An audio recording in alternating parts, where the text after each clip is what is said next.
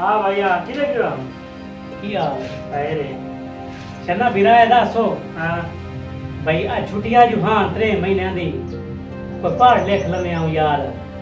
तो यार की करना पड़ के अगर तू पढ़ के की ना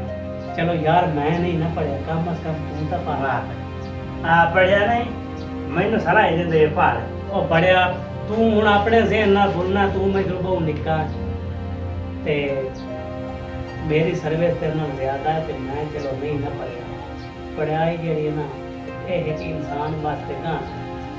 यार पढ़ दे रहने ए घर तना क्या कर या पढ़ ए और भैया केड़ा काम अल्लाह मर्जी पढ़ ते ए दसो भाई आयशा बहन नजर नहीं आंदी पे ताले दिते होंदे यार आधा घंटा हो गया ये यार तो गाड़ी चाह के गई आई बाहर दो जावे हां तो हुन तक काई नहीं आई अच्छा ओ को साडे सिर ते बोझ बने होया ना तैनू छन्ना बिरा पता है भाई जड़ियां धियां बहना होंदियां ना वो बोझ नहीं होंदियां और धियां बहना दे ए हुंदा भी वो चिड़ी दी मिसाल हुंदी भी किसे वेले भी वो उड़ जावे ना जुदा हो जावे साधु ते इन्हां नु बोझ नहीं समझींदा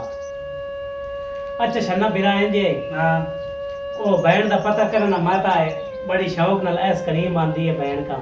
ए हुन केड़ा काम है मेरे वास्ते क्यों आंदी तू अगे नेत खाना नेत मैं की देखा ए यार मैं दे ओ बड़े हो साडी निक्की बहन तू नेत खाना ते ओनु जा साथ लिया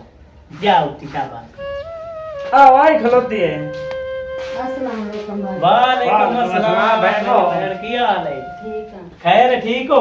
अल्लाह का शुक्र है। तो भाई तू किधर सुबह आ मेरी बहन ऐस करीम तेरी वास्ते आंदी है पहले खावे ना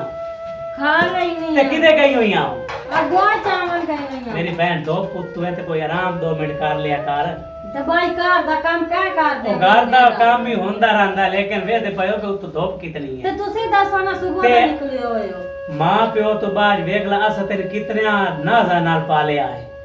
ना जानल पहले मैं जो उथे खलोती हम ते साडा भी तई तू सिवा कोई नहीं आस उम्मीद तू साडी मां भी होई हो बहन ही होई हो मैं मैंने इन्ना को पता मेरा फिरा गाल सुन जी जेड़ा छोटा है ना हाँ। इसने तो मेरी संभाल करनी कोई नहीं तेरे मरण तो बाद ओ हुन पे आंदा बोझ है साडे सिर ते मैं सारियां सुन लईयां ओ ते इंजे और की है